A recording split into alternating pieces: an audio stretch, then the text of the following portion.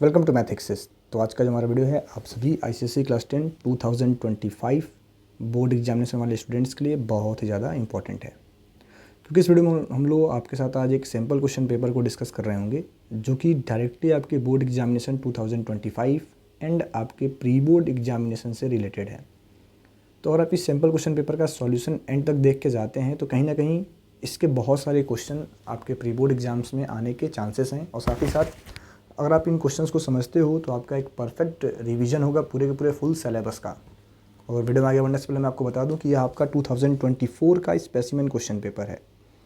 और बच्चे गलतियां क्या करते हैं कि हम लोग अपना कह लो पूरा फोकस PYQs पे तो रखते हैं कि हमें PYQs पढ़ना है, बट कहीं ना कहीं यह एक जो इम्पॉर्टेंट टर्म होता है स्पेसिमेन क्वेश्चन पेपर, इसको हम नेगलेक्ट कर रहे होते हैं। हम लोग करते क्या है कि जो हमारा लेटेस्ट स्पेसिमेन क्वेश्चन पेपर है उसको तो हम लोग सॉल्व कर रहे होते हैं, उसका सॉल्यूशन हम देख रहे होते हैं, but in simple question paper को हम कहीं ना कहीं मिस कर रहे होते हैं। तो आज के वीडियो में हम लोग इसी सिंपल क्वेश्चन पेपर का डिटेल सॉल्यूशन आपके साथ डिस्कस करेंगे, और ये आपके बोर्ड और साथ साथ आपके प्री बोर्ड दोनों के लिए बहुत ज़्यादा इंपॉर्टेंट है। तो इस वीडियो को आप एंड तक देखें और जो कुछ भी आज आपको इसमें बताया जा रहा है उसको आप ध्यान से समझें और नोट डाउन करते चलें, ठीक है। जो हमारा पहला क्वेश्चन है कि if a equals to -1/2 and b equals to 1 0 -2 3।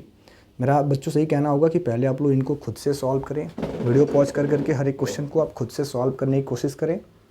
Then अगर आप नहीं कर पाते हो या फिर आपका जो आंसर है उसको आप हमारे वीडियो से चेक करें।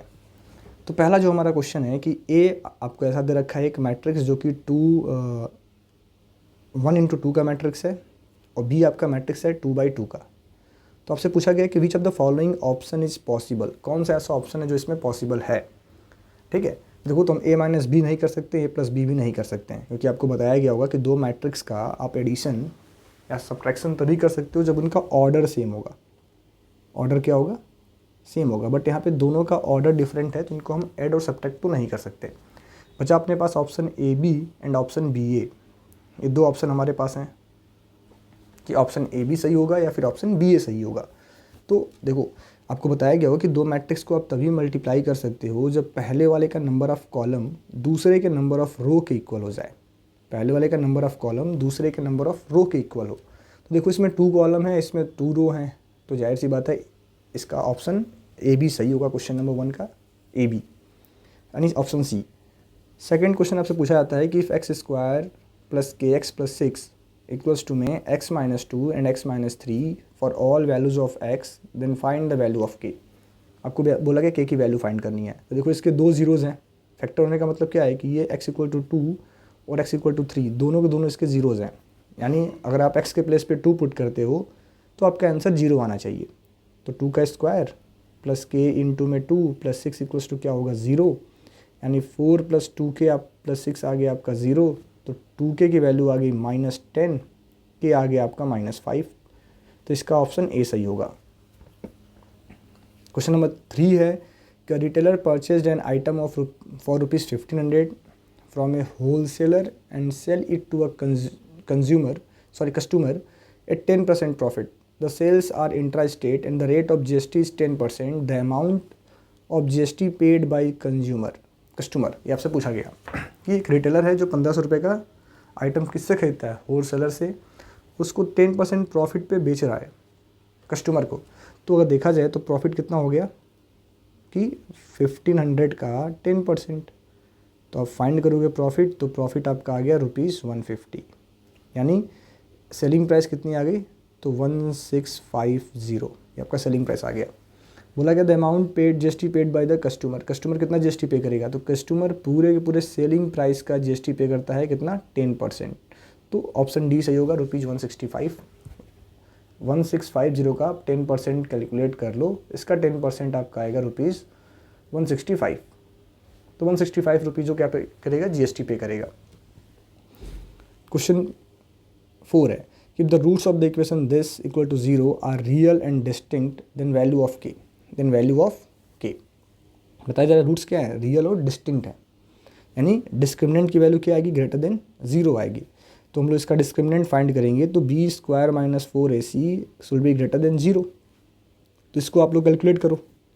b यहाँ पे आपका 6 है, यानी 6 का स्क्वायर -6 है, तो -6 का स्क्वायर -4 इंटू 1 इंटू के शुड बी ग्रेटर देन 0, यानी 36 -4 के ग्रेटर देन 0 होगा। यानी आप कह सकते हो कि -4 के should be greater than -36, it means 4 के लेस देन 36। आपको ये लीनियर इक्वेशन में पढ़ाया गया होगा कि जब भी आपका के या फिर एक्स नेगेटिव है तो आप उसको पॉजिटिव करोगे और बीच वाले का साइन हम लोग रिवर्स कर देते हैं। तो के हमारा क्या होगा, less than 9। Option number D सही होगा, के हमारा होगा लेस देन 9। आपसे पूछा जा रहा है which of the following are in arithmetic progression, तो ये हमारा एपी में नहीं है, आप चेक कर लेना कॉमन डिफरेंस। यहाँ पे आपका -2 का कॉमन डिफरेंस चल रहा है, 3 आपका एपी में है। 2 को अगर आप चेक करोगे तो 2 भी आपका एपी में है। इसमें से आप इसको माइनस करो, √3 आएगा। इसमें से आप इसको माइनस करोगे, √3 आएगा। तो 2 भी एपी में है, तो ओनली 2 एंड 3 ये हमारे एपी में है, बाकी कोई भी हमारे एपी में फर्स्ट वाला एपी में नहीं था। क्वेश्चन नंबर 6 है कि the table shows the values of x and y where x is proportional to y. तो आपको बताना है कि एम की वैल्यू क्या होगी। देखो यहाँ पे आप जब इनको आप सिंप्लीफाई करते हो, इनका रेशियो क्या आएगा, 2/3 आ जा रहा है। तो यहाँ पे m और n आपको ऐसे नंबर्स पुट करने हैं जिनको सिंप्लीफाई करने पे रेशियो हमें क्या मिले, 2/3 मिले। तो आप ऐसा देख लो ना, 6/m किसके इक्वल होगा, 2/3 के, एंड n/6 भी किसके इक्वल होगा, तो 2/3 के। आप क्रॉस मल्टीप्लाई कर लो, तो 2m आ गया 18, m की वैल्यू आ गई 9। तो ऑप्शन सी या फिर बी में से कोई करेक्ट होगा। यहाँ पे हम चेक करेंगे तो n हमें क्या मिलेगा, 2 × 6/3, यानी n आपको मिलेगा 4। तो ऑप्शन सी हमारा सही है। क्वेश्चन नंबर 7 है हमारे पास, यहाँ पे आपको 2 ट्रायंगल्स दिए गए हैं, बताया जा रहा है दोनों ट्रायंगल्स हमारे आपस में सिमिलर हैं। तो हमसे बोला गया find the ratio of AB to PQ। तो देखो जब ट्रायंगल्स हमारे सिमिलर होते हैं तो जो करस्पॉन्डिंग साइड्स का रेशियो होता है, यानी AB/PQ का रेशियो, BC/PR का रेशियो, BC/QR का रेशियो और AC/PR का रेशियो, ये सब हमारे किसके इक्वल होंगे, तो ratio of corresponding medians, corresponding altitudes, even corresponding angle bisector. तो AD/PQ का जो रेशियो आपको दे रखा है 3/8, यही आपका AB/PQ का रेशियो हो जाएगा 3/8। ऑप्शन सी सही है। Question number 8, right angle triangle shaped piece of hardboard is rotated completely about its hypotenuse as shown in the figure. The solid so formed is always a single cone, double cone. देखो तभी आप इसको rotate करोगे ना तो आपको एक double कोन सा सॉलिड मिलेगा, कुछ ऐसा इस टाइप का सॉलिड फॉर्म होगा, एक छोटा सा ऊपर फॉर्म होगा और एक सॉलिड आपका नीचे फॉर्म होगा। तो एक डबल कोन बनेगा आपके पास, डबल सिस्टम कोन, यानी ओनली 2 इज करेक्ट। अगला आपका है question number 9, the sun will rises from east tomorrow, it will rain on Monday, February month has 29 days in a leap year, which of the following statement has probability equals to 1। बताना है कौन किसकी probability 1 होगी, ठीक है, किसकी probability 1 होगी। देखो ये जो है ईस्ट से हमारा सन जो हमारा होता है राइज हरदम किस साइड से करता है, ईस्ट से, तो इसकी probability 100% 1 होने वाली है, एक श्योर इवेंट है। 29 डेज होते हैं लीप ईयर में, फरवरी में लीप ईयर में 29 डेज होते हैं, ये भी एकदम कंफर्म है।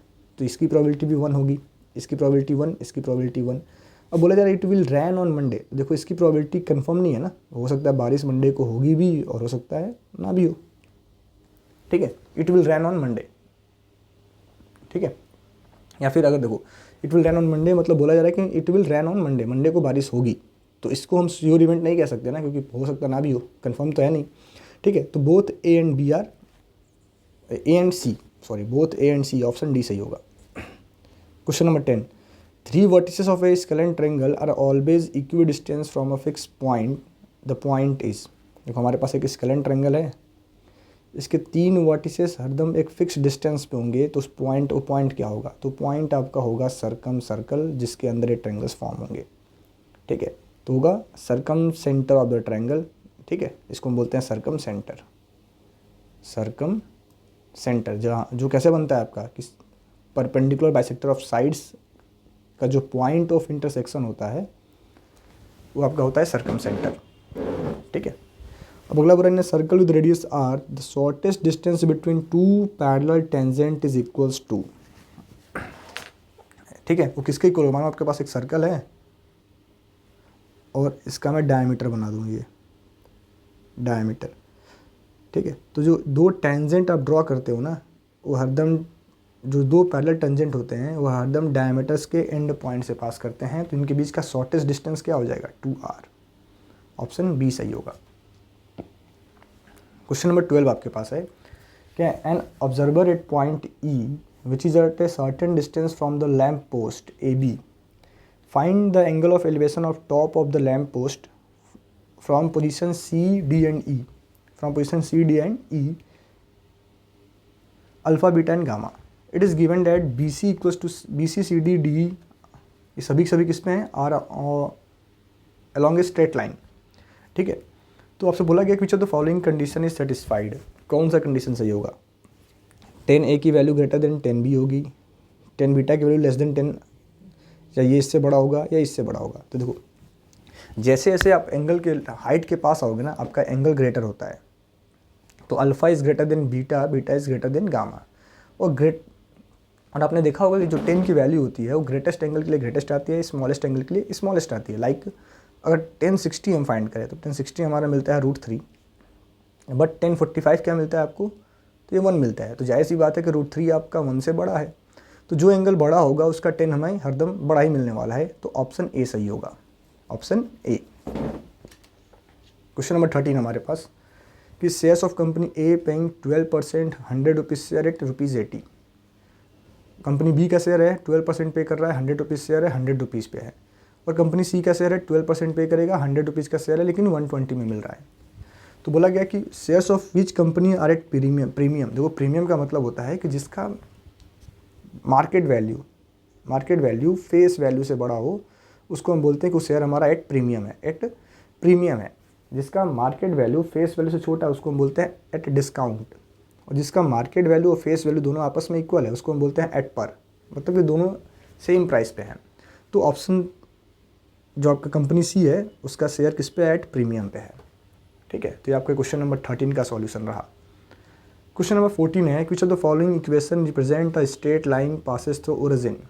कौन सा ऐसा इक्वेशन है जो रिप्रेजेंट करता है straight line passes through origin. देखो आपको याद रखना है, कोई भी स्ट्रेट लाइन जो ओरिजिन से पास करेगा वो उसके इक्वेशन को सेटिस्फाई करेगा, और ओरिजिन हमारा क्या होता है 0,0। तो आप इसको लाइन के इक्वेशन में पुट करो, तो अगर यहाँ पे x के प्लेस पे आप 0 पुट करते हो और y के प्लेस पे 0 पुट करते हो, आपको क्या मिलने वाला है, 3 × 0 - 2 × 0 + 5 = 0। तो यहाँ पे हमारे पास क्या बचेगा कि 5 = 0 विच इज़ नॉट पॉसिबल। तो यहाँ से तो ओरिजिन पास नहीं कर रहा। यहाँ पे देखो हमारे पास सिर्फ x = 5 है, तो ये लाइन क्या होगी, पैरेलल टू y एक्सिस हो जाएगी। तो ये y = -6 है, तो ये पैरेलल टू x एक्सिस हो जाएगी। तो ये ना तो ये हमारे ओरिजिन से पास करने वाली है और ना ये लाइन हमारी ओरिजिन से पास करेगी। तो एक ही ऑप्शन हमारे पास बचता है, ऑप्शन बी, जो कि सही है, ये लाइन हमारी ओरिजिन से पास करेगी। तो कोई भी लाइन जो इस फॉर्म का हो ना, y = mx, वो 100% ओरिजिन से पास करता है जहाँ पे कांस्टेंट पार्ट मिसिंग है, तो इसका ऑप्शन बी होगा। तो ये आप ट्रिक याद रख सकते हैं, ठीक है। 15th नंबर पे है हमारे पास कि ये हमारे 25 वेरिएट्स दिए गए हैं। To find the median the following given data, the variates needs to be arranged in ascending और डिसेंडिंग ऑर्डर। असर्शन आपका बिल्कुल सही है। The median is the central most term of the arrange data. तो both assertion and reason is true, both A and R true. तो option C आपका सही होगा, बोथ, दोनों सही हैं, ठीक है। तो क्वेश्चन नंबर 2, तो ये हमारे देखो 15th MCQ थे जिनको हम लोगों ने अभी सॉल्व किया है। तो अगर आप बच्चों को हमारा वीडियो अच्छा लग रहा है तो हमारे चैनल को आप सब्सक्राइब करें, वीडियो को लाइक करें, साथ ही साथ अगला वीडियो आपको किस टॉपिक पे चाहिए आप हमें कमेंट करके ज़रूर बताएं।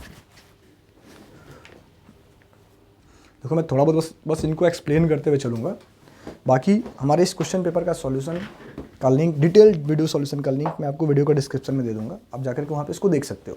बट थोड़ा बहुत हमने यहाँ पर एक्सप्लेन करते हुए चल रहे होंगे कि एक हॉरिजॉन्टल वाटर टैंक है हमारे पास जो कंपोज्ड है किससे, सिलेंडर का, एंड 2 हेमिस्फेयर्स। देखो ये आपका बीच में सिलेंडर लगा हुआ है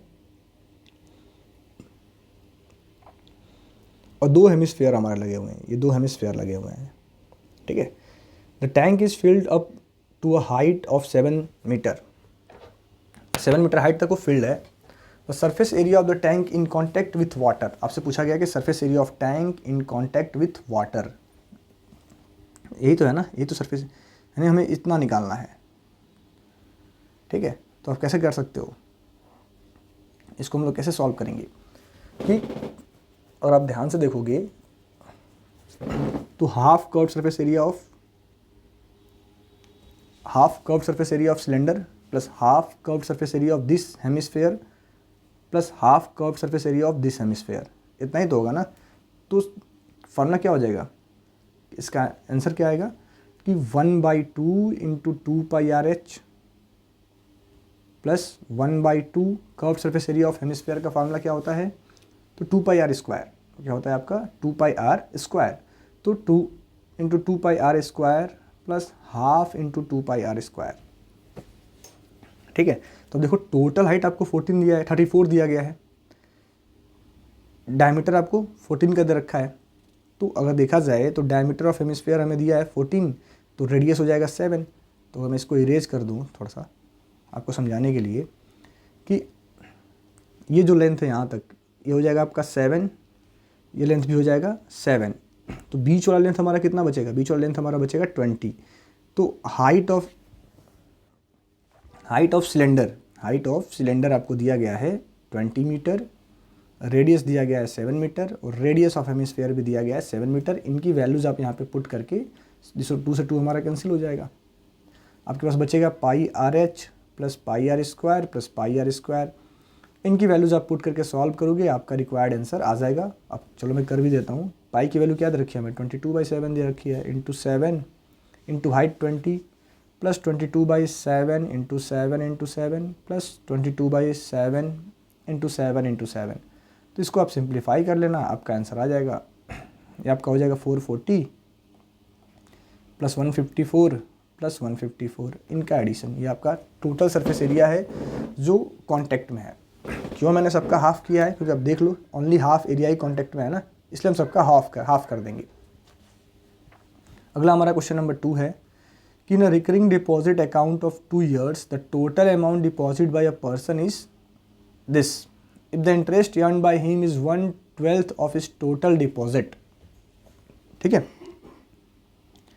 तो अगर हम लोग इंटरेस्ट अर्न्ड कैलकुलेट कर लें तो क्या है, जितना वो पैसा डिपॉजिट किया है उसका 1/12 है, तो पैसा डिपॉजिट इतना किया है, तो उन्होंने कितना इंटरेस्ट अर्न किया, तो ₹800 इंटरेस्ट अर्न आपका आ गया। 2 years डिपॉजिट किया है और टोटल अमाउंट कितना डिपॉजिट किया, दिस। तो बोला कि if the interest he earns, तो इसका आंसर आ गया आपका ₹800। मंथली डिपॉजिट, तो मंथली डिपॉजिट हम कैसे निकालते हैं, मंथली डिपॉजिट अगर आपको निकालना हो तो total deposit amount by number of month, तो नंबर ऑफ मंथ आपका 24 है, इसको डिवाइड करोगे आएगा 400, तो ₹400 इसका आंसर आ गया, ₹400। अब आपसे पूछा जा रहा है रेट ऑफ इंटरेस्ट। तो बैंकिंग में आप रेट ऑफ इंटरेस्ट कैलकुलेट करने का हम लोग कौन सा फार्मूला अप्लाई कर रहे होते हैं, तो आपका जो रेट ऑफ इंटरेस्ट कैलकुलेट करने का फॉर्मूला होता है I इज इक्वल्स टू में P into n+1 by 2 into 12 into R/100। देखो कितना सिंपल सा क्वेश्चन एक बैंकिंग से आपसे पूछा गया है, इसको हम सिंपली यहाँ पुट कर रहे होंगे। तो इंटरेस्ट हमारा ₹800 है, प्रिंसिपल 400 है, 24 into 25 by 2 into 12 into R/100। देखो ये 24 से 24 हमारा कैंसिल, 0 से हमारे जीरोस कैंसिल, ठीक है। 4 इंटू 25 हो गया 100, यानी 100 R की वैल्यू आ गई 800, तो R आपका आ गया 8%। कितना डिपॉजिट किया है, रेट ऑफ इंटरेस्ट क्या है, तो 8% का है। तो आशा करते हैं इस क्वेश्चन का सॉल्यूशन आप बच्चों को समझ में आ रहा होगा। अगला जो हमारा क्वेश्चन है क्वेश्चन नंबर 3। और अगर ये वीडियो आपको अच्छा लग रहा है और ऐसे ही और 2 से 3 सिंपल क्वेश्चन पेपर का डिस्कशन चाहिए तो आप हमें कमेंट करके बताएं, ठीक है। क्वेश्चन नंबर 3 है आपका कि sine theta plus cosec theta का whole square, cos theta plus sec theta का होल स्क्वायर, ये हमें फाइंड करना है, ठीक है। और इस एबव रिजल्ट को यूज करके हमें इसे प्रूफ करना है। तो आइए हम लोग पहले इसको कैलकुलेट करते हैं। तो अगर इसमें इसका होल स्क्वायर करूँ तो मुझे क्या मिलेगा, sign square theta plus cosec square theta plus में 2 sine theta into cosec theta. अब आप देखो कॉसेक थीटा को हम लोग क्या नोट कर सकते हैं, 1/sin theta.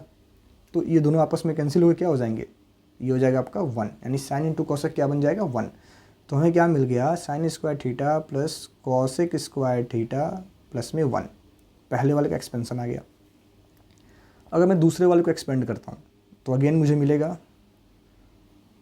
Cos square theta plus sec square theta plus में 2 cos theta into sec theta into sec theta. यहाँ भी आप देखो सेक थीटा क्या होता है, 1/cos थीटा। इनको भी हम कैंसिल कर लेंगे, इसके प्लेस में भी क्या आ जाएगा, 1 आ जाएगा। तो ये सॉरी 2 1 जा 2 हो जाएगा यहाँ पे। तो क्या बचेगा हमारे पास, cos square theta sec square theta plus 2। तो पहले वाले का एक्सपेंशन आपका ये रहा, ये पहले वाले का एक्सपेंशन है, ये आपका दूसरे वाले का एक्सपेंशन है। ये 2 टर्म्स हमारे मिल चुके हैं, ठीक है। यानी ये दोनों तो आपने सॉल्व कर लिया। अब इनको यूज़ करके हमें इसे प्रूफ करना है। तो देखो इनकी वैल्यूज हम लोग पुट कर लेते हैं, तो हमें क्या मिलेगा,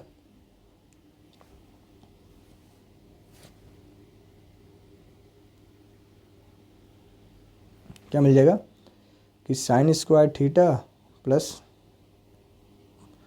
cosec square theta plus 2 plus sec square theta plus cos square theta plus 2। तो देखो 2 और 2 मिलके क्या हो जाएंगे, 4। Sign square theta cos square theta मिलकर आपका क्या हो जाएगा, आपको पढ़ाया गया होगा कि sine square theta plus cos square theta होता है 1। तो ये आपका हो गया 1। कॉसेक स्क्वायर को मैं लिख सकता हूँ 1 प्लस कॉट स्क्वायर थीटा, और सेक को आप लिख सकते हो 1 प्लस टेन स्क्वायर थीटा। तो आपके पास फाइनल आंसर क्या आ गया, 1 1 1 और ये 1 ऐड करके हो गया 7 plus ten square theta plus cot square theta. यही तो प्रूफ करना था, हो गया प्रूव्ड। तो ये क्वेश्चन नंबर 3 के तीनों पार्ट्स का सॉल्यूशन रहा। देखो 4 मार्क्स का क्वेश्चन था ये, कितना ईजी सा, बहुत ही सिंपल सा क्वेश्चन आपसे पूछा गया था 4 मार्क्स में। अगला आपका क्वेश्चन नंबर 3 है, ठीक है। ये भी आपका एक 4 मार्क का क्वेश्चन है। If A B C R in continued proportion then prove that. हमें बोला जा रहा है कि ए बी सी किस में है, कॉन्टिन्यूड प्रपोर्शन में है, और हमें इनको प्रूव करना है। तो कॉन्टिन्यूड प्रपोर्शन आपको क्या पढ़ाया गया कि ए बाई बी इक्वल्स टू क्या होता है, बी बाई सी, और इसको हम मान लेंगे के। क्या मान लेंगे, के मान लेंगे, ठीक है। तो अब इसको हम क्या लिख सकते हैं कि ए इक्वल्स टू आपका मिलेगा बी के, और बी इक्वल्स टू आपका हो जाएगा सी के। अब अगर इस बी को मैं सी के से रिप्लेस कर दूँ तो ए मेरा क्या हो जाएगा, सी के स्क्वायर। तो आपको करना क्या है कि क्वेश्चन में जहाँ पे ए दिख रहा है आपको, वहाँ पे आप पुट कर दो सी के स्क्वायर, जहाँ पे बी है वहाँ पुट कर दो आप सी के, ठीक है। तो आपका हो जाएगा 3 सी स्क्वायर के का होल स्क्वायर प्लस 5 इंटू सी के स्क्वायर इंटू सी के प्लस 7 सी के का स्क्वायर। सेम डिनोमिनेटर को में भी आप सब्स्टिट्यूट कर लो, तो 3 सी के का होल स्क्वायर प्लस 5 सी के इंटू सी प्लस 7 सी स्क्वायर, ठीक है। अब थोड़ा सा मैं इसको यहाँ नोट डाउन करता हूँ। तो हमें पहला टर्म ये क्या मिल जाएगा सिंप्लीफाई करके कि 3 सी स्क्वायर के 4 प्लस यहाँ पे आपको क्या मिलेगा कि 5 सी स्क्वायर के क्यूब प्लस 7 सी स्क्वायर के स्क्वायर अपॉन में हमें क्या मिल जाएगा कि 3 सी स्क्वायर के स्क्वायर 5 सी स्क्वायर के प्लस 7 सी स्क्वायर, 7 सी स्क्वायर। अब अगर हम लोग सी स्क्वायर कॉमन कर लें, सी स्क्वायर के स्क्वायर न्यूमरेटर में कॉमन कर लें, तो हमें मिलेगा 3 के स्क्वायर 5 के प्लस 7, और डिनोमिनेटर में हम लोग सी स्क्वायर कॉमन कर लें तो 3 के स्क्वायर प्लस 5 के प्लस 7, ठीक है। देखो ये पार्ट आपका इससे कैंसिल आउट हो गया, हमारे पास क्या आ गया, सी स्क्वायर से सी स्क्वायर कैंसिल हो गया, के स्क्वायर आ गया। यानी जब हमने इस पोर्शन को सिंप्लीफाई किया तो ये हमें मिल गया के स्क्वायर। क्या मिल गया, के स्क्वायर। अब देखो अभी इसको भी आप सिंप्लीफाई कर लो, तो ए को हम क्या लिख सकते हैं, सी के स्क्वायर बाई सी, सी से सी कैंसिल हो गया, के स्क्वायर इक्वल्स टू के स्क्वायर आपका प्रूफ हो गया। तो ये रहा क्वेश्चन नंबर 3 के पार्ट 1 का एक्सप्लेनेशन। अगला हमारा क्वेश्चन है क्वेश्चन नंबर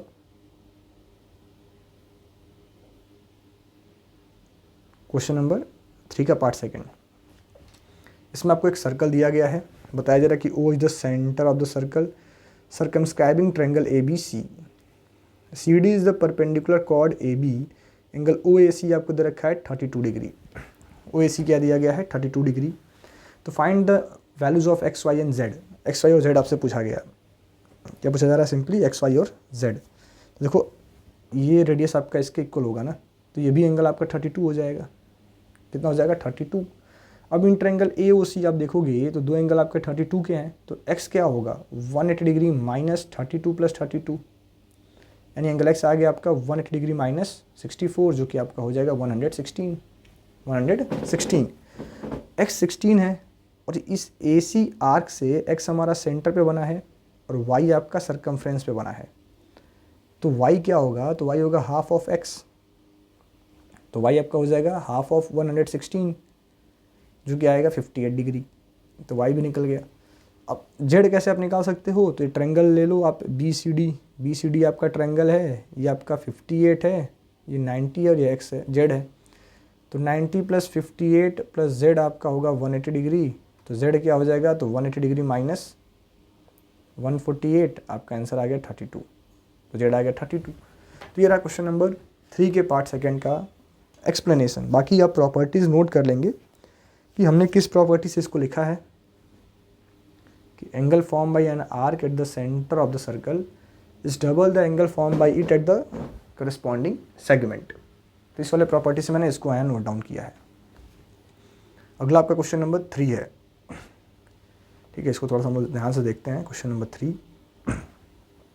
बोला कि ग्राफ आपको स्टडी करना है, नेम द कर्व प्लॉटेड, तो इस कर्व को हम लोग क्या बोलते हैं? ऑजीब, आप बच्चों को याद होगा, ठीक है। टोटल नंबर ऑफ स्टूडेंट्स किधर है? तो ये आपके टोटल नंबर ऑफ स्टूडेंट्स हैं, ठीक है। टोटल नंबर ऑफ स्टूडेंट्स कितने हो जाएंगे? तो देखो कर्व आपका कहाँ तक जा रहा है? 140, तो नंबर ऑफ स्टूडेंट्स आपके 40, लास्ट नंबर जो है 40। द मीडियन मार्क क्या होगा? तो ऑलरेडी बना रखा है, 20 का आधा 20 होता है ना, 40 है, इसका हाफ क्या होगा? 20, तो 20 से एक लाइन हमें ड्रॉ करना है। देखो यहाँ पे मेरा ग्राफ 20 से लाइन ड्रॉ हुई है, और किस पॉइंट पे कट कर रहा है? तो ये आपका पॉइंट है 56, तो मीडियन क्या हो जाएगा? मीडियन हो गया 56। फिर पूछा है number of students scoring between 50 and 80, 50 और 80 के बीच में कितने स्टूडेंट्स हैं जो मार्क्स स्कोर कर रहे हैं 50 से 80 के बीच में।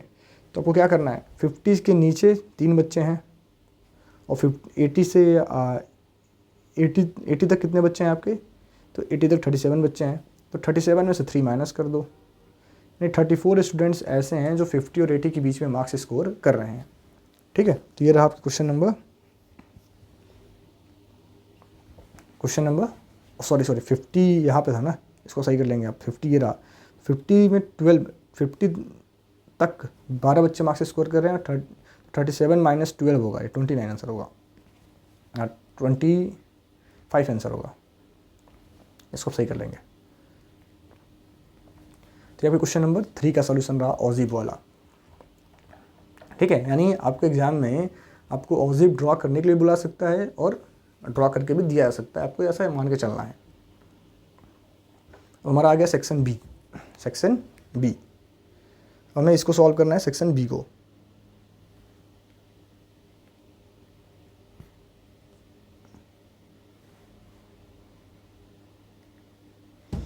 तो हमें क्वेश्चन नंबर 4 का पार्ट 1 दिया गया है कि ए आपको दिया गया है, फाइंड ए स्क्वायर। फिर ए स्क्वायर हमें दिया गया है कि पी ए होता है, तो हमें उसकी वैल्यू बतानी है।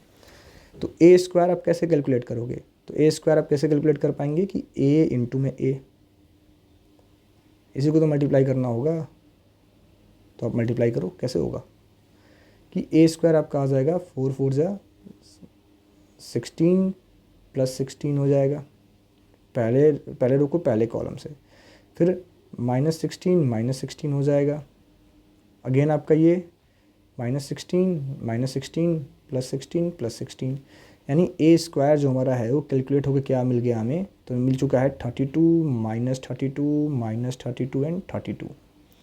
आपसे बोला जा रहा है कि ए स्क्वायर किसके इक्वल है? तो 4 टाइम्स ए के, p टाइम्स ए के। तो अगर सब में हम लोग 8 कॉमन कर लें, आप इसमें से 8 कॉमन निकाल लो तो आपको क्या मिलेगा?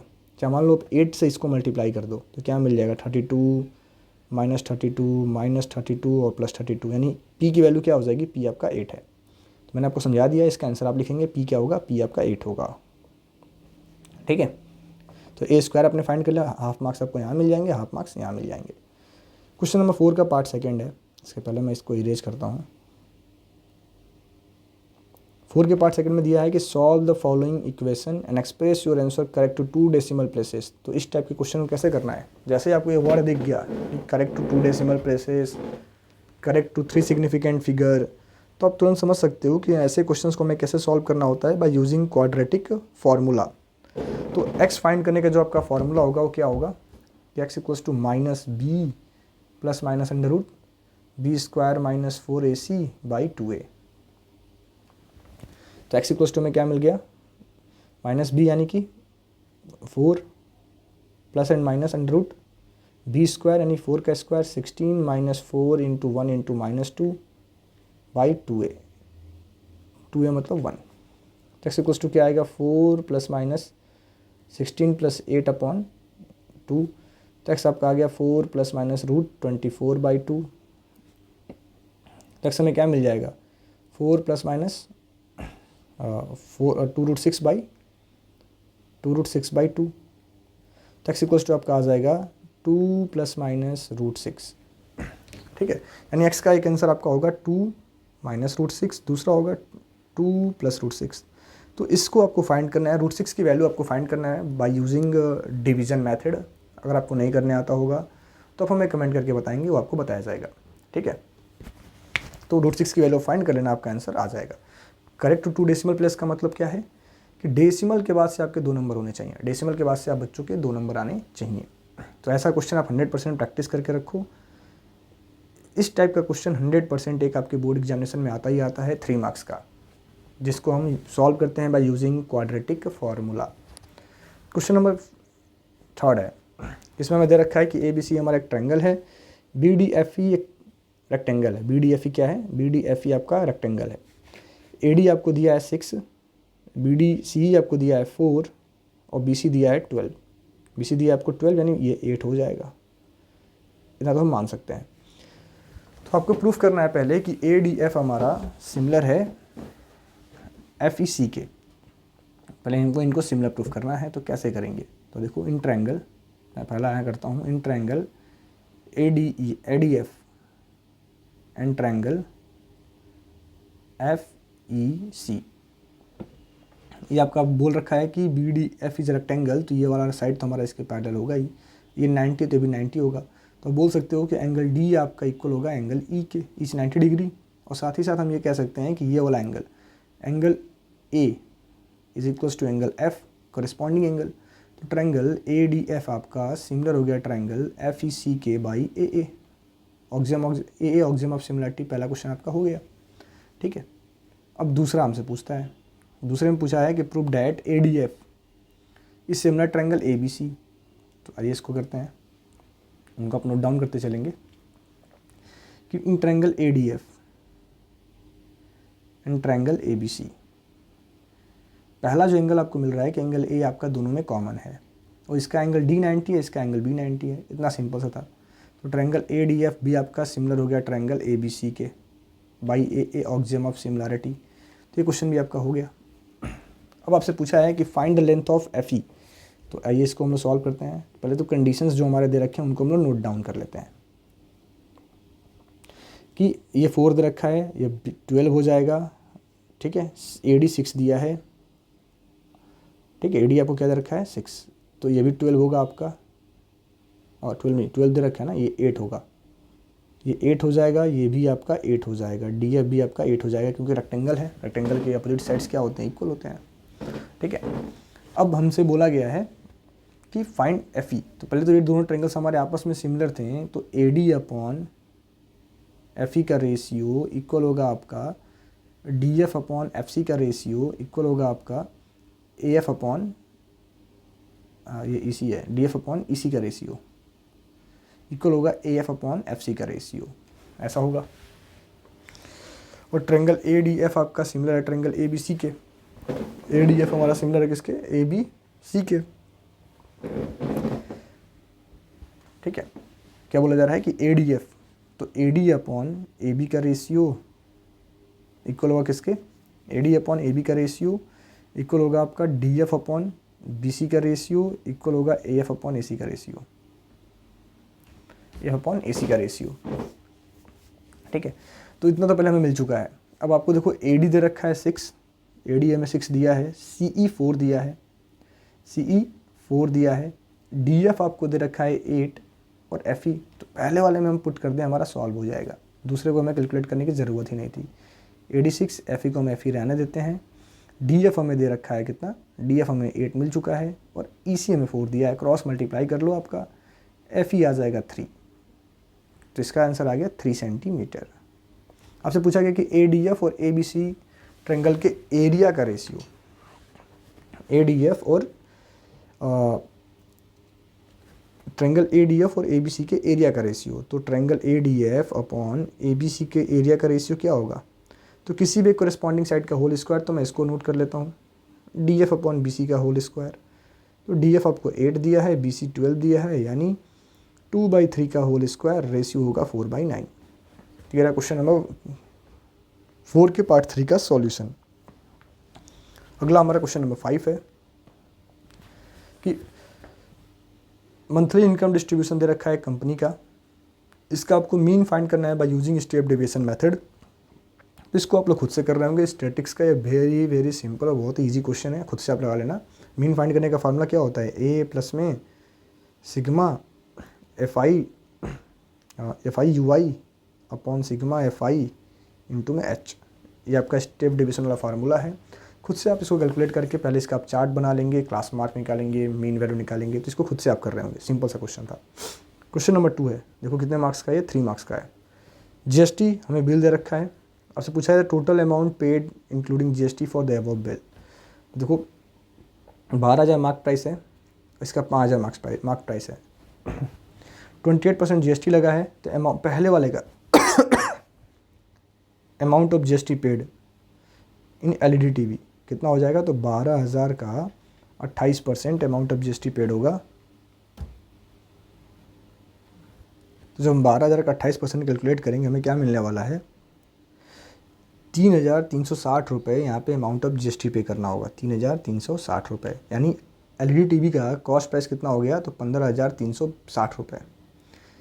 इतने में आपको LED TV खरीदाना है, 5,000 का 18% आप GST देंगे, यानी 900 रुपये यहाँ पे GST देना है, यानी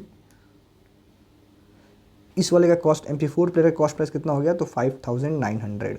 तो टोटल बिल इन दोनों का सम होगा, टोटल बिल क्या होगा, इन दोनों का सम 15,360 प्लस 5,900, तो टोटल बिल कितना बनेगा, तो 21,260। यानी आपको एक चार्ट बनाना है, इसमें बस ऐसा ही आप सेम एक चार्ट बना लो, बस यहाँ पे आप जोड़ दो अमाउंट ऑफ GST पेड कि इसमें कितना देना था, इतना GST दिया गया, इसमें 900 रुपये GST दिया गया, तो टोटल कॉस्ट प्राइस क्या होगा, तो इन दोनों का सम यहाँ लिख लो आप, फिर टोटल बिल कैलकुलेट कर दो। तो ये क्वेश्चन नंबर 5 के सेकंड का सॉल्यूशन रहा। 5 का पार्ट 3, ठीक है। देखो करना आपको डिटेल आंसर खुद से लिखना है, बस मैं आपको समझाते चल रहा हूँ कैसे हो रहा है क्वेश्चन, ठीक है। In the given figure O is the centre of the circle, AB is tangent to the circle at B if angle PQB equals to 55 degree. PQB क्या दिया है, 55 डिग्री, ठीक है। तो आपसे बोला है find the value of X, Y and Z। बोला गया है कि O इज द सेंटर, यानी A ये आपका जो है PB डायमीटर है और AB आपका टेंजेंट है, तो इनके बीच का एंगल तो 90 डिग्री बनेगा, ये फिक्स है। इनके बीच का एंगल कितना बनेगा, 90 डिग्री, ठीक है। अब in triangle PBQ angle B is equal to 90 degree and angle Q आपको दिया गया है 55 डिग्री, तो एंगल P कितना हो जाएगा, तो 180 डिग्री माइनस 90 प्लस 55, तो कितना आ जाएगा आपका एंगल P, तो एंगल P आ गया आपका 25 डिग्री। तो ये वाला एंगल हमारा 25 बन रहा है, कितना बन रहा है, 25, हाँ सॉरी 35 डिग्री, कितना आएगा, 35 डिग्री आएगा, ठीक है। तो ये आपका 35 बन रहा है। तो ए जो ये एंगल Y कितना हो जाएगा, तो 2 टाइम्स एंगल P। रीज़न क्या लिखोगे कि जो आपका SB आर्क है, ये SB आर्क इस वाले आर्क से सरकमफ्रेंस पे बना है और सेम आर्क से सेंटर पे बना है, तो आपका होगा 2 × 35 70 डिग्री, ठीक है। अब थोड़ा सा मैं इनको इरेज कर लेता हूँ ताकि आपको समझने में इजी होगा। ये आपका 35 है, देखो तो ये एंगल P एंगल R के इक्वल होगा, angle in the same segment, दोनों सेम सेगमेंट से बने हैं ना, दोनों S से बने हैं, SB से भी बना है आपका, SB से भी बना है, तो दोनों हमारे angle in the same segment होंगे, किसमें होंगे, angle in the same segment. तो x इक्वल्स टू क्या आ गया, अगेन 35, क्योंकि 35 है। और आप ध्यान से देखोगे तो ये हमारा कॉर्ड है और ये हमारा टेंजेंट है। तो जो एंगल z होगा वो आपका किसके इक्वल होगा, तो एंगल x के इक्वल होगा। Angle z equals to angle x, reason क्या होगा, angle in the alternate segment, angle in the alternate segment. तो z भी कितना आ गया, 35 डिग्री, यानी x आपका 35 है, y 70 है और z 35 है। फिर आपसे बोला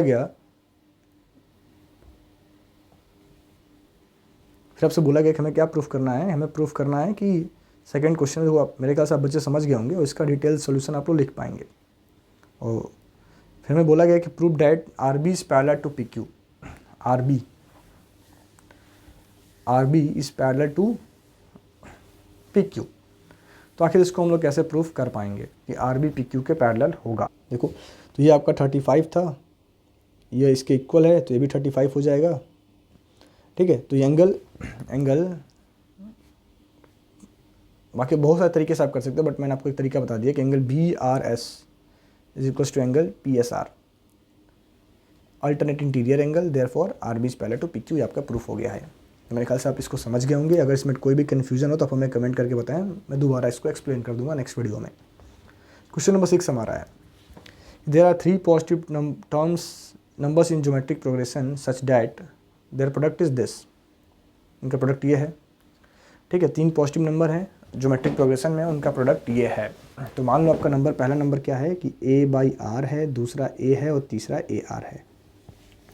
तो तीनों को मल्टीप्लाई करने पे यानी a/r इंटू ar आपका आ रहा है 3375, यानी a क्यूब आपका आ गया 375, ठीक है। तो a क्या होगा, अगर a क्यूब आपका आ गया 375 तो a क्या होगा। अगर इसको देखा जाए तो देखो 15 का क्यूब है, तो a हमें मिल गया 15, तो a की वैल्यू तो हमें यहाँ से मिल गई। And the result of product of first and second number added to the product of second and third number is 750। तो पहला इक्वेशन हमने सॉल्व किया, हमें a मिल गया 15। फिर बोला जा रहा है कि result of product of first and second number है इसका मल्टीप्लाई, यानी 15/r into 15 plus product of second and third number 15 into 15r एक इसके इक्वल है, तो 750 के इक्वल है। तो अगर आप देखोगे तो यहाँ पर हम कॉमन कर सकते हैं ना, इसको मैं क्या नोट कर सकता हूँ, इसको मैं यहाँ नोट करूँ तो 225r plus 225r equals to 750। तो r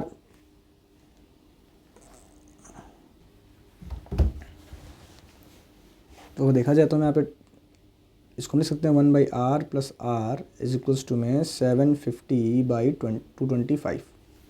बाई 225। तो अगर आप देखोगे तो अगर हम लोग 750 को डिवाइड करें, 750 डिवाइडेड बाई 225, तो डिविजिबल तो होगा नहीं। और दोनों को हम 25 से डिवाइड कर लें तो हमें क्या मिलेगा, 30/9, ये आपको मिल जाएगा 10/3। तो अभी इसको आप सिंप्लीफाई करके यहाँ से r की वैल्यू निकाल लेंगे, आपको यहाँ पे क्वाड्रेटिक इक्वेशन मिल जाएगा कि 1 plus r square by r equals to 10/3, यानी 3r square plus 3 equals to 10r, यानी 3r square minus 10r plus 3 equals to 0। इसको हम लोग स्प्लिट करके सॉल्व करेंगे, हमें r की वैल्यूज़ मिल जाएंगी। फिर हम आपसे बोला गया फाइंड द नंबर्स, ठीक है। देखो इसको आप स्प्लिट करो, आपको क्या मिलेगा, 3r square minus 9r minus r plus 3,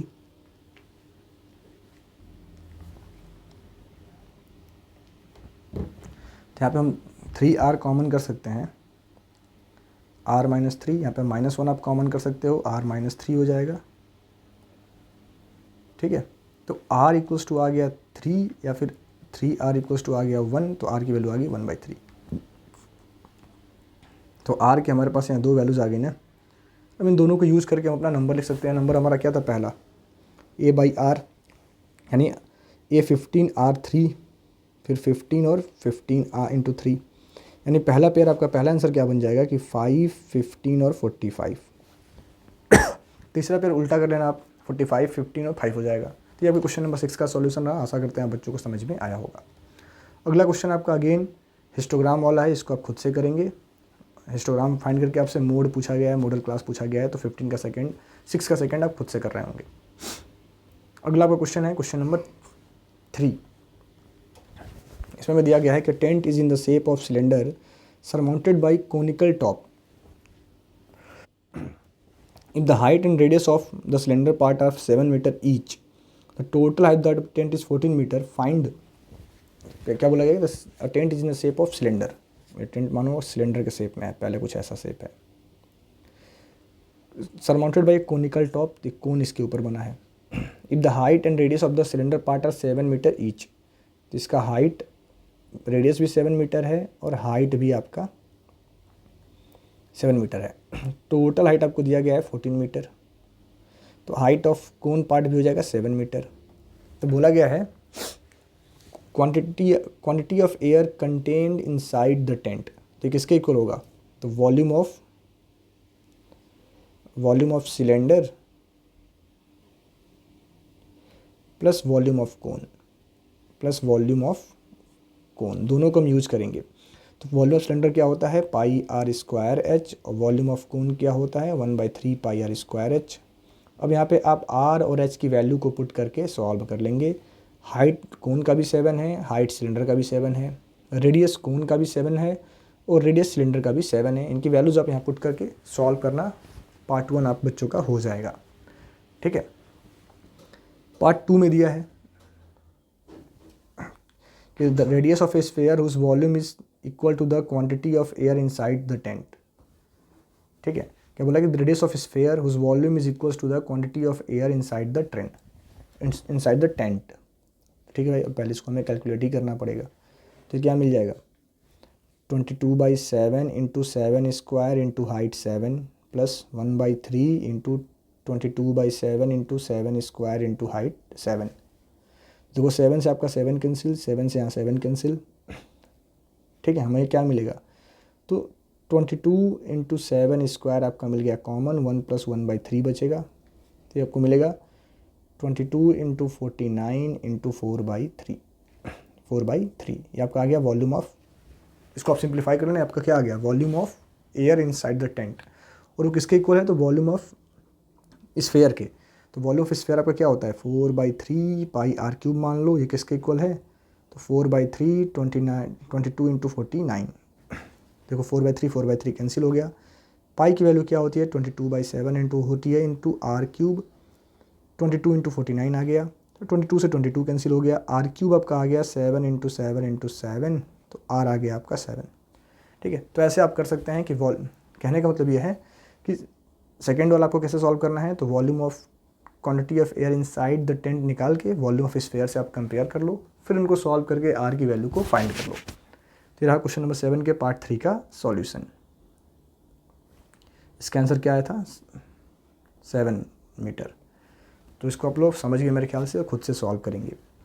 question number 7 दे रखा है कि कोऑर्डिनेट्स ऑफ, एक चीज़ें आपको बताई गई हैं, आप क्वेश्चन पढ़ लें एक बार।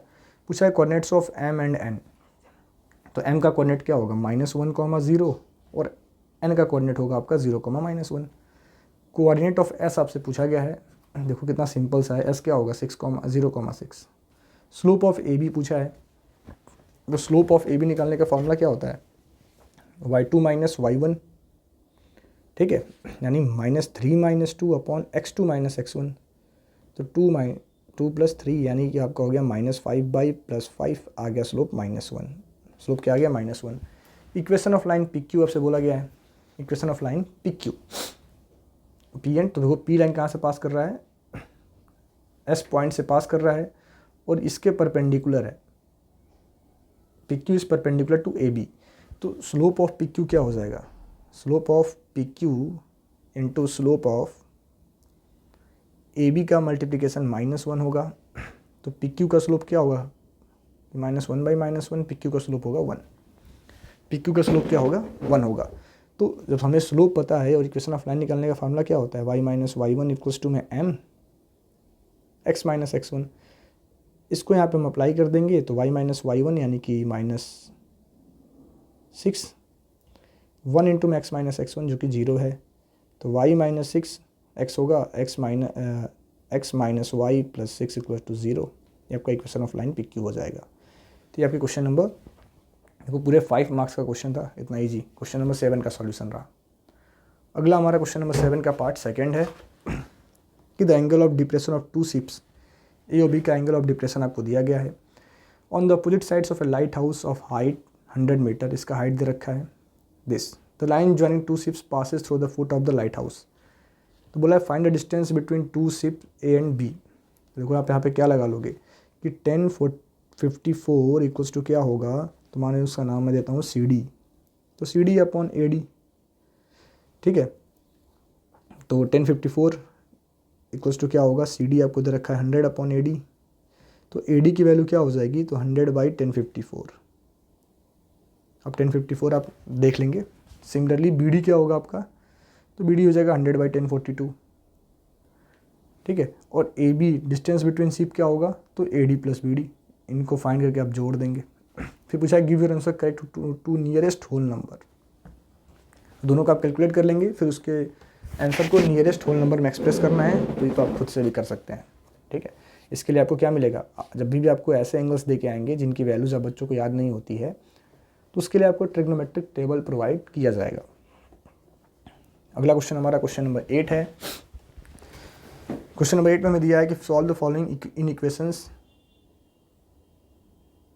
Solve the following in equation and right the solution set and represent it on the real number line, ठीक है। तो ये हमें दे रखा है, इस वाले इन इक्वेशन को हमें सॉल्व करना है और इसके सॉल्यूशन को हमें नंबर लाइन पे रिप्रेजेंट करना है। तो कैसे करोगे आप, तो इसके दो पार्ट हो जाएंगे। पहला पार्ट कि -3 minus 2x greater than less than x plus 1 minus x by 3, and second part होगा x plus 1 minus x by 3 is greater than 2x by 5, ठीक है। तो 3x plus 1 minus x by 3 equals to में 2x by 5, sorry equal नहीं, यहाँ पे greater का sign है। तो 2x प्लस 1 इंटू में 5 is greater than 2x into 3। तो मिल गया 10x plus 5 is greater then 6x, यानी 4x is greater then -5, x is greater then -5/4, x is greater then -5/4। पहले पार्ट का, इस पार्ट का सॉल्यूशन तो हमें ये मिल गया। इस वाले पार्ट को हम लोग सॉल्व करेंगे तो हमें क्या मिलेगा कि 3x minus 2x minus x is less than 1 minus x by 3, यानी 3x minus 3x is less than और equals to 1 minus x by 3। अब आप क्रॉस मल्टीप्लाई कर लो, तो 9 minus 9x is greater than 1 minus x, यानी 9 minus 1 is less than minus x plus 9x, यानी 8 is less than और equals to 8x, यानी x हमारा 1 से छोटा है और इस वाले से बड़ा है। तो इसका सॉल्यूशन सेट क्या आएगा कि -5/4 से बड़ा और 1 से छोटा, इसका सॉल्यूशन सेट है। आप इसको नंबर लाइन पे रिप्रेजेंट खुद से कर लेंगे, ठीक है। क्वेश्चन नंबर 8 का पार्ट सेकंड हमारे पास। 8 के पार्ट सेकंड में क्या दिया गया आप बच्चों को कि बोला जा रहा है कि ABCD एक साइक्लिक क्वाड्रिलेटरल है, AB आपका CD के इक्वल है, EF एक टेंजेंट है, और आपसे बोला गया है कि CBD एंगल 43 है और ABD एंगल 62 है। आपको फाइंड करना है एंगल ADC। हमें क्या फाइंड करना है, एंगल ADC, ठीक है। तो ये अगर 43 है तो ये भी क्या होगा आपका 43 होगा। तो एंगल ADC कितना हो जाएगा, तो 62 प्लस 43, हमें मिल जाएगा 105, ठीक है। ABD पूछा है आपसे, ABD कि ABD कितना होगा, ये एंगल हमें फाइंड करना है।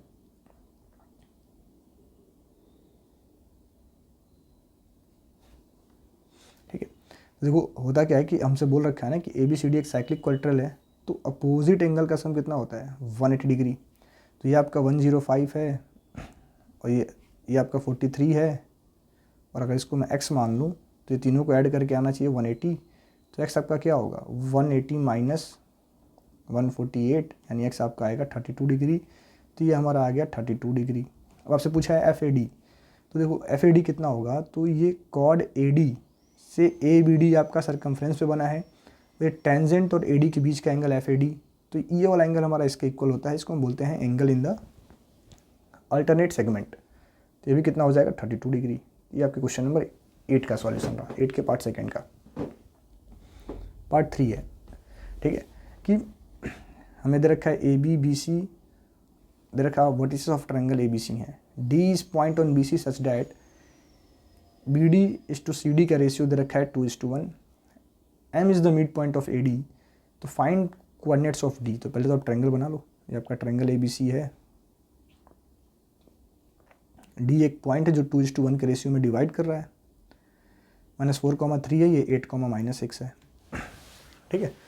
तो 2:1 के रेशियो में डिवाइड कर रहा है, तो हम बाई सेक्शन फार्मूला डी को फाइंड कर सकते हैं। डी क्या होगा, तो 2 × 8 16, 1 × -4 तो +4/2 + 1, ठीक है। फिर 2 × 6 -12 + 3 -4 होगा, ठीक है, +3/2 + 1। तो आपको क्या मिल गया 12/3 और ये मिल गया आपको -9/3। तो 4, -3 क्या मिल गया कोऑर्डिनेट ऑफ डी। अब देख लेना आप कहीं मिस्टेक अगर हुआ कैलकुलेशन तो। इसको मैंने कैसे फाइंड किया है, तो by using section formula. A D आ गया हमारा, बोला जा रहा है कि एम क्या है, ए डी का मिड पॉइंट है जो कि दे रखा है 6,0। तो ये ए डी आपकी लाइन है, एम इसका मिड पॉइंट है 6,0 और डी आपको मिला है 4, -3। ए हमें दे रखा है ए, बी। तो हमसे ए बोला गया है, तो मिड पॉइंट फार्मूला क्या होता है कि x1 + x2 यानी a + 4/2 किसके इक्वल होगा 6 के, और b + -3/2 आपका इक्वल होगा 0 के। तो a क्या आ गया 12 - 4 8 आ गया, तो a आ गया 8 और b क्या आएगा हमारा, तो 3 आ जाएगा। तो पॉइंट a के कोऑर्डिनेट्स क्या हो गए 8,3, ठीक है। अब बोला equation of line through m and parallel to BC। तो इक्वेशन ऑफ लाइन निकालने का फार्मूला क्या होता है कि बोला जा रहा है कि हमको एक लाइन की इक्वेशन पता करना है यहाँ से जो m से पास कर रहा हो बट BC के पैरेलल हो।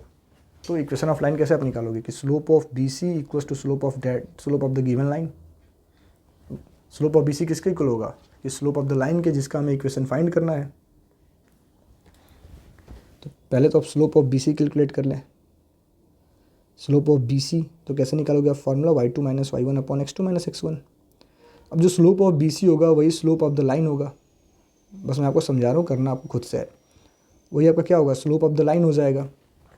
तो हमें स्लोप ऑफ द लाइन मिल गया और हमें पॉइंट पता है कि पॉइंट M से पास कर रहा है 6,0 से। तो इक्वेशन ऑफ लाइन निकालने के लिए हम उसमें कौन सा फार्मूला अप्लाई कर सकते हैं, 1 पॉइंट फॉर्म, जो कि होता है y - y1 इक्वल्स टू में mx - x1, ठीक है। इसको आप अप्लाई करके 1 पॉइंट फॉर्म से आप इस लाइन का इक्वेशन फाइंड कर सकते हो। तो अगला क्वेश्चन आपको है, इसको सॉल्व करना है by using componendo and dividendo. इसको आप लोग खुद से कर रहे होंगे। ये आपका क्वाड्रेटिक इक्वेशन का क्वेश्चन है, इसको भी आप खुद से ट्राई कर लेना। ये कंस्ट्रक्शन वाला है, तो जाहिर सी बात आपको खुद से ही करना पड़ेगा कंस्ट्रक्शन। ये आपका रिफ्लेक्शन और कंस्ट्रक्शन दोनों को मिक्स करके दिया गया लोकस वाला कॉन्सेप्ट है। अगला ये आपका फैक्टराइजेशन थ्योरम, तो इसको भी आप खुद से फैक्टराइज कर रहे होंगे। पहले एक नंबर पुट करेंगे जिसको पुट करने पे 0 आ रहा हो। फिर ये वाला क्वेश्चन आपका है प्रोबेबिलिटी का, आप देख लो, इनको आप खुद से प्रैक्टिस करना। नहीं हो पाएगा तो मैं आपको अगले वीडियो में इनका सॉल्यूशन दोबारा बता दूंगा, एक्सप्लेन कर दूंगा। फिर ये आपका ग्राफ पेपर वाला है, जिसको भी आप खुद से सॉल्व कर रहे होंगे। तो आशा करते हैं कि आप बच्चों को ये वीडियो अच्छा लगा होगा। मिलते हैं नेक्स्ट वीडियो में। Thank you.